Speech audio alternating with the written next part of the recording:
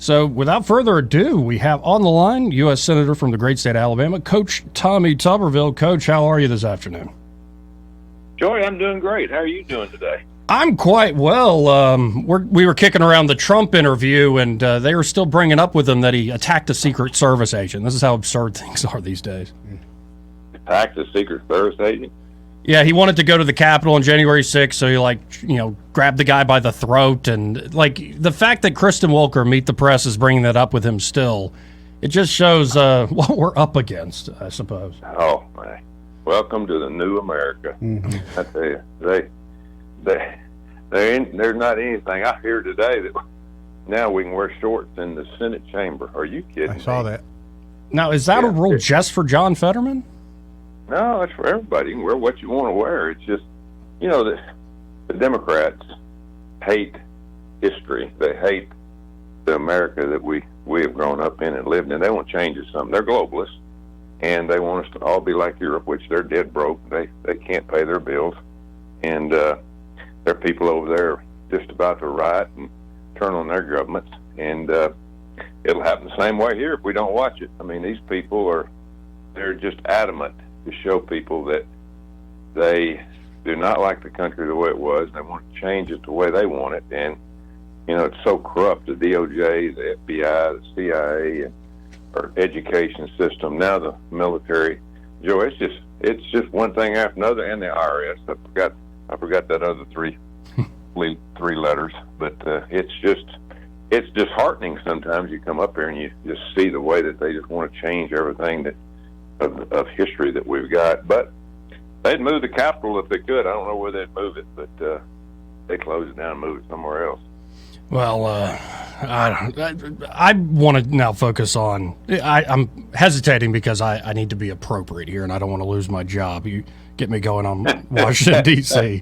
But one thing you're doing that I really appreciate, because I met one of these folks who had served in the military with honors for a while. His name's Doug. I think was a lieutenant colonel, and he took a stand, a family man who was about to get his retirement. But he said, I'm not taking that COVID-19 vaccine, and they kicked him out. I believe you're now seeking answers on this COVID mandate, and what are the details of this? Well, they did everything they possibly can do to run out true Americans that love our Constitution, that were bound and determined they were going to take that vaccine no matter what they want them to do. And they ran out 8,000 soldiers, and we can't recruit anybody. I mean, this volunteer army is going south very, very quick, and they just a lot of we're trying to get them to take them back if they want to come back with back pay. In the NDAA, we tried to get Ed Cruz and I tried to get in a provision where they would have to take them back, and they wouldn't do it. I mean, it's just one thing after another up here. The Democrats are going after people that love our Constitution, our country, and it's just unfortunate, Joy. It really is a shame, and we got to stand by the folks who made their own stand, often by themselves. I just can't, from doctors to those serving in the military, there are a lot of folks who saw through the fear that surrounded the COVID era, and I just appreciate them. So I appreciate you having their backs here. Well, it's unfortunate it's coming out. I'm on the Health Education Committee. I went through all those hearings with Fauci, and now he is contradicting even himself and what he said, and he's even admitted that he wasn't truthful. A lot of things that he said. That was just a terrible time in our history, and it'll go down as one of the worst times in our history, where we had a lot of people die, and they didn't have to because the ivermectin, we all were saying, give out ivermectin, and our government was blocking the drug companies from selling it and shipping it.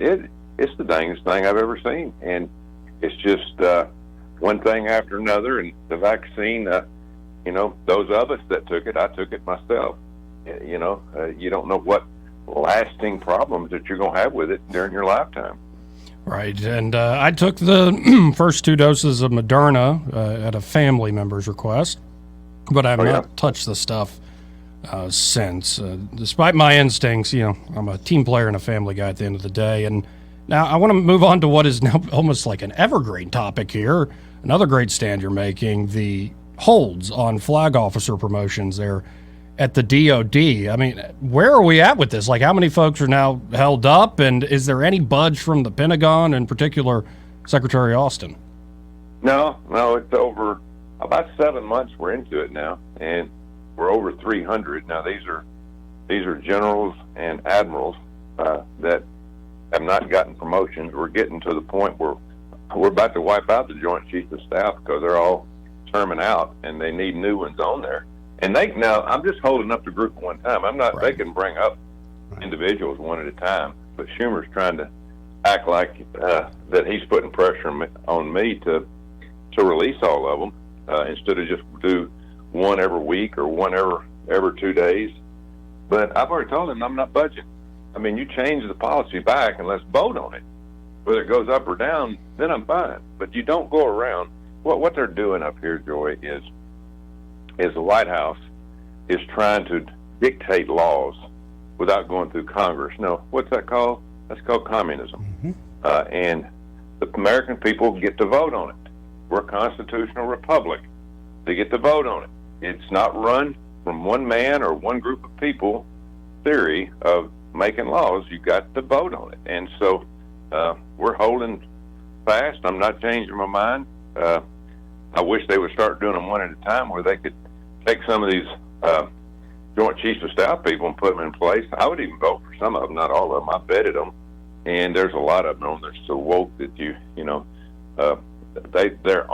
admirals and generals. I don't know how they got moved up to promotions through the ranks over years. I guess they knew how to polish their boots. Most of them never been in any kind of war or whatever. But the one thing that we can't ruin in our country, because it protects everything else that we do, is the military.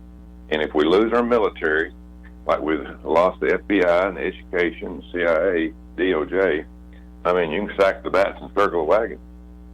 Well, and just as a quick follow-up, apparently General, I guess he's the outgoing head of the Joint Chiefs, General Mark Milley, was interviewed by Fareed Zakaria of CNN, and he was asked by Zakaria, is the U.S. military too woke? General Mark Milley, quote, no, not at all. I'm not even sure what that word means.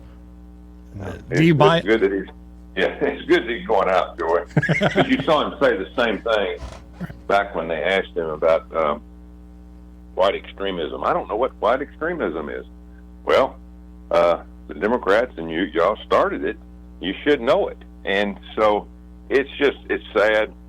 When we're going over the loudspeaker and doing poems to 8,000 to 10,000 men and women on a aircraft carrier, and they have to listen to it. It's just, I just keep telling people, listen, there's a reason that this is the only thing in the country that they can't unionize, that they can't ruin. Now they're trying to ruin it by infiltrating the rules and regulations and putting people in those positions. So it's not an equal opportunity employer. They don't have to take you. I don't care who you are. If you can't pass a physical, flat feet, or you're sometimes colorblind or whatever. I mean, they don't have to let you in. And so that's what I like about the military. They're their own show, and they're there to take the best and the brightest and do things on merit and not on social justice. But that's what they're getting to. Again, folks, we're talking to Coach Tommy Tuberville, and I really appreciate your time today. Now, one accusation that's been thrown at you is you're hurting military readiness. I want to broaden it out than them just try to put that on you, because I think that's absurd. If one senator doing holds can make us an insecure as a nation, well, I don't think we were that secure in the first place, so I don't buy it. But when you look at, say, the lack of ammunition as we send more and more to Ukraine, and you look at the rise of China, just essentially big picture, how do you look at our military readiness and our ability to project power over the world? We've got a lot of good men and women in our military. I just recently went to the War College over in Montgomery and spoke to 1,500 majors and colonels that are training to fight wars, and it gives you hope, that we got people that are not buying into all this other stuff, that want to actually be in the military, protect our country. But if anything has hurt readiness, since I've been here in the last 3 years. It's this running our people out because they want them to take this crazy vaccine. And when you lose 8,000 people that have experience, that are there for a reason, there's something wrong. And so it's just sad. The readiness part about me holding back these generals and admirals. The people that fight the wars are the majors and colonels on down to sergeants and privates. It ain't generals and admirals. They ride around in SUVs up there, black SUVs, and have nice offices in the Pentagon. And actually, to be honest with you, at the end of the day, this whole military starting at the top, needs to be readjusted because, Joel, we have 44 four-star generals now, 44 on 1.5 million troops.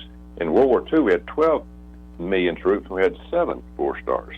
Right. And there was a reason for that because, you have to have somebody to make a decision and not have to overstep, 4, 5, or 6, 1, 2, 3 stars, and so we're overloaded, but we have to readjust our military to some degree and get back to, exactly what it's for, protecting our nation and our allies. Well, and I can't imagine, say, running a football program and having a co-head coach or multiple, like having to listen to the board on micro decisions. Like, I don't think that would work very well, even with football. No. But we're to that point. We're to that point where they're falling over each other, and again, hey, work your way up. But sooner or later, you get to a point. People have got to move on out. They got to move on out, and we need fresh blood. We need younger people that are eager, to be making these decisions, not people that just want to stay around just to collect a paycheck. So I think if we somehow can get back control of this country in the Senate and the House and the White House and next year, I think you'll see a big adjustment to a lot of things, not just the military, but a lot of other things. The FBI, everything that people right now are seeing, man, what has happened to these institutions? Really is something. And before I let you go, it's a little bit of a loaded question, but I think a fun one as I'm wearing my Auburn hat today, War Eagle. Do you think the Saban dynasty is over? Oh, no. Nick is so focused, and I watched him the other day. He was dying on the sideline. He just doesn't have a quarterback at this point that's ready to go. He is no experience. Bryce Young had to work his way up through that. I remember when he didn't look very, very good out there throwing the ball around. He was a backup to either Matt Jones or Jalen Hurts. I was watching TV yesterday. Heck, almost every quarterback in the NFL, went through Alabama. Yep. And so it's just one of those years where you got to reload and take your bumps, and they'll get better as the year goes on. They got to figure out which one. If you got 3 quarterbacks, you don't have any. That's what I've always. Yep. My motto has been: you got to go with one. He'll do the right thing. Nick's won a lot more games than I have, so I don't need to be giving him advice. But he knows what he's doing. He's been there, done that, and I like what Hugh Freeze is doing. Yeah, they're not real good, but they're getting better, and he knows it. He knows he's got to get a quarterback, and there's not. Georgia's much better than everybody else in the league right now, along with, I'd probably say, Ohio State and Michigan. That's probably the top 3, but that'll change. That'll change as the year goes on because there'll be injuries. People get better. I've been watching this prime time out of Colorado. Yeah. How interesting is that? My goodness, that's awesome to watch that. But he took a lot of good players with him. It's not the same ones they played with last year. So It's about players. It's about the Jimmies and Joes. You've always heard that. Yes, sir. Always about them Jimmies and Joes. Well, I appreciate your time, your insights. Appreciate the stands you're making up there in Washington, D.C., and hopefully we'll talk again soon. God bless, sir. All right, Joy. Thank you. Thank you. Again, that's Coach Tommy Tuberville, United States Senator here from the great state of Alabama, now the senior senator. That's right. He is the senior senator.